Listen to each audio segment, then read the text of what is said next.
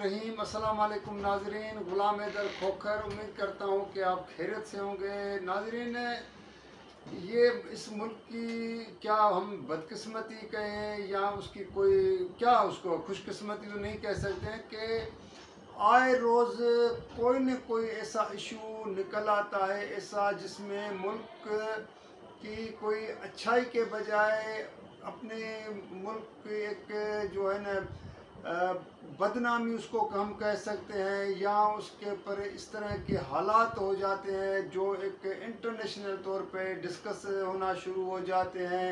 फिर मुल्क के अंदर ऐसी एक अफरा तफरी, ऐसी एक इस किस्म का एक भूचाल हो जाता है कि पूरी कौम परेशान हो जाती है कि अगला स्टेप क्या हो सकता है, आने वाले दिनों में क्या हो सकता है। साबका हुकूमत जो अपनी मुकर्रर मुद्दत जो उनको एक 16-15 माह की मिली थी वो ख़त्म हो गई, वो चले गए। असम्बलियाँ भी ख़त्म हो गई, निगरान सेटअप कंप्लीट हो चुका है।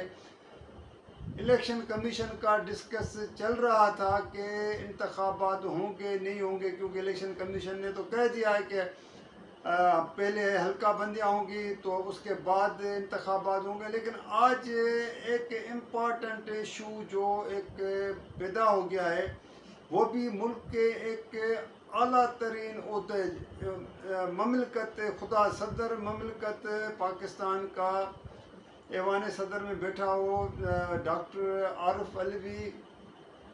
अभी उसकी एक ट्वीट आ गया है जिस पे पूरे मुल्क में डिस्कशन शुरू हो गया है।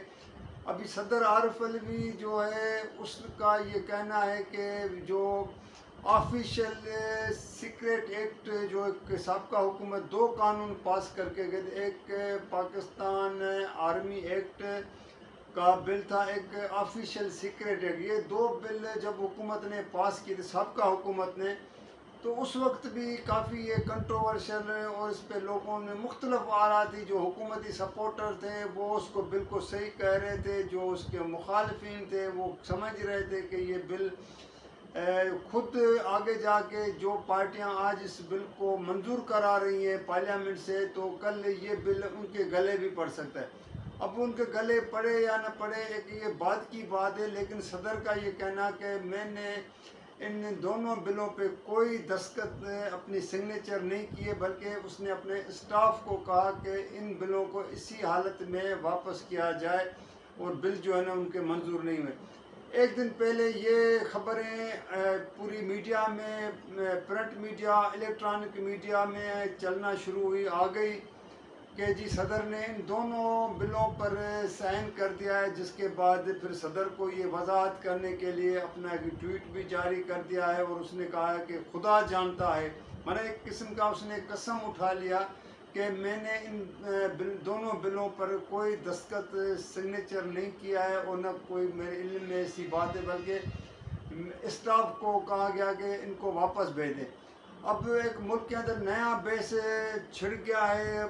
मुख्तलफ जो निगरान हुकूमत के वज़रा जो हैं, इंफॉर्मेशन मिनिस्टर है, लॉ मिनिस्टर, उनके बयान भी सामने आ गए हैं। कानूनी माहिरीन भी अपने मुख्तलफ आरा दे रहे हैं। किन का कहना है कि जी सदर ममलकत को, क्योंकि एक मुल्क का और सुप्रीम कमांडर है, हमारे जो आर्म फोर्सेस, ये जो सर्विसेज चीफ जितने भी हैं, जिसमें आर्मी हो, नेवल हो, एयर फोर्सेस हो, ये सब जो हमारे जो सर्विसेज चीफ हैं उनके ये सुप्रीम कमांडर भी है। ये सिर्फ ममलकत मुल्क का सदर भी है और फिर फोर्सेस का भी है। अभी ये इस तरह की चीज़ें अगर सदर के साथ ये मनसूख जिसने भी की है कि उसने बिल अगर उसके स्टाफ ने किया है, तो कानूनी माहिरीन का कहना है कि सदर को चाहिए कि इनके खिलाफ FIR दर्ज करे। मतलब मुख्तलिफ आ रहा है। कोई कहता है कि सदर को खुद इसके पर स्टेप लेके इसके खिलाफ कानूनी कार्रवाई करनी है। कुछ लोगों की ये बातें हैं जो निगरान हुकूमत में बैठे हैं या बाकी जो बाहर है, जैसे पीपल्स पार्टी वाले हैं, नवाज़ लीग वाले हैं, दूसरे तीसरे, वो करें कि सदर को अब इस ओहदे पे, इस मनसब पे रहने का कोई जवाज़ नहीं है, उसको इस्तीफ़ा देना चाहिए। मैं इस तरह की, लेकिन मैं आपको एक बात बताऊं कि इस वक्त मुल्क के अंदर आपको पता है कि अगले महीने 9 सितंबर को सदर की 5 साल मुद्दत पूरी हो रही है, वो अपनी 5 साल मुद्दत पूरी करेगा। अब आइन जो हमारे मुल्क का है वो ये कहता है कि जब तक अगला सदर मुंतखब नहीं होके आता है उस वक्त तक जो मौजूदा सदर जो ओहदे पे बैठा है उसको अपनी ऑफिस खाली नहीं छोड़ेगा, बल्कि वो कंटिन्यू करेगा। यहाँ पे ये मसला होता है कि सदर तो चलो रहेगा, लेकिन जो इसका जाननशीन जिसको सदर को मुंतखब करना है, जिसको आना है, उसका इलेक्टोरल कॉलेज ख़त्म हो चुका है। कोई भी सदर होता, कोई पार्टी अगर अपना सदर चाहती भी तो वो नहीं हो सकता है। नेशनल असम्बली ख़त्म हो चुकी है, चारों सूबाई असम्बलियाँ ख़त्म हो चुकी हैं, इंतखाबात दूर दूर तक देखते हुए नज़र नहीं आ रहे कि इंतखाबात कोई होंगे। तो क्या सदर ममलकत आरिफ अलवी को जो है ये कबूल किया जाएगा कि वो रहे? अब उसको निकालने का भी एक तरीका ये होता है कि सदर को फ़र्ज़ करें अगर कोई निकालना चाहे भी तो निगरान हुकूमत तो नहीं निकाल सकती। निगरान हुकूमत के पास वो इख्तियारात नहीं है, न पार्लियामेंट है।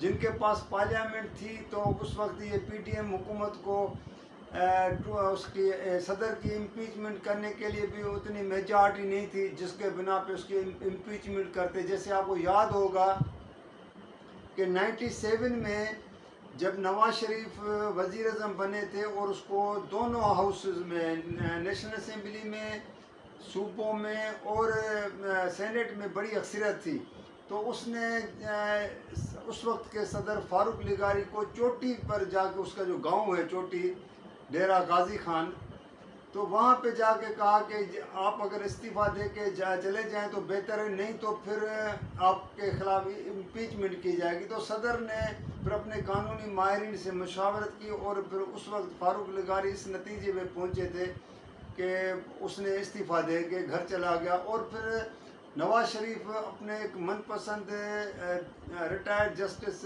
रफ़ीक तारड़ को सदर मुल्क का सदर बना दिया, मुंतखब कराया। आपको पता होगा, इस बात का इल्म भी है कि वो इसलिए उसको लेके आया था क्योंकि उसने उस वक्त के चीफ जस्टिस सजाद अली शाह के ख़िलाफ़ जो लॉबिंग की थी, जिसको अदलिया से निकलवाया था, वो रफ़ीक तारड़ का बड़ा उसमें रोल भी था, किरदार था। लेकिन फिर आपको पता है जब 12 अक्टूबर 99 का जब वाक़या हुआ था, कू हुआ था, परवेज़ मुशर्रफ आर्मी चीफ थे, उसने जब नवाज शरीफ को हटाया था तो नतीजा ये निकला कि 2000 में फिर जनरल परवेज़ मुशर्रफ, जिसके पास चीफ एग्जीक्यूटिव के भी इख्तियारात थे, chairman joint chief of staff committee के चेयरमैन भी थे, आर्मी चीफ तो थे ही थे, फिर उसने रफ़ीक तारड़ को एक कहते हैं ना कि जैसे दूध से बाल निकालने के बराबर होता है, इस तरह उसको एक रात के टाइम पे उसको निकाल के और उसको घर भेज दिया, लाहौर चला गया था। एक तो वो ताकत थी उस वक्त उसके पास, उसने उसको निकाल दिया। फिर लोगों ने मुख्तलिफ बातें की, बाद में रफ़ीक तारड़ ने वजाहत की थी मैंने तो इस्तीफ़ा नहीं दिया। अगर आपने इस्तीफ़ा नहीं दिया था तो आपने उस वक्त वजाहत भी नहीं की, आप खामोश रहे थे।